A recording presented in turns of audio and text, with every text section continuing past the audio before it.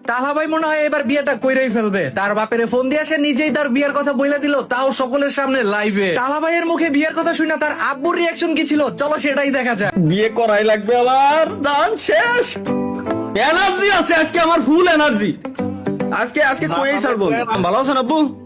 আলহামদুলিল্লাহ, আল্লাহ রাখে। এই তো আলহামদুলিল্লাহ। আমি আপনারা যেটা কই কসি ফয়েজের ছাল হয়েছে না হ্যাঁ, কতদিন আগে, ইলান দাদা ছাল জসিম বিয়ে হয়েছে না, হ্যাঁ, ও কি ছাল মেয়ে হয়েছে নাকি?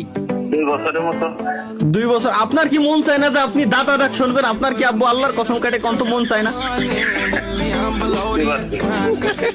বুঝতে তো পারবেন। আহা, চুল তো আপনার পায়ে গেছে, বয়স তো বেড়ে গেছে। আমারও তো বয়স 25-26 বছর হয়ে গেছে। সবাই কমেন্ট ওদিক দিয়ে ভয়েস বিয়ে শাদী করেও ছাল মেয়ে হয়ে গেছে।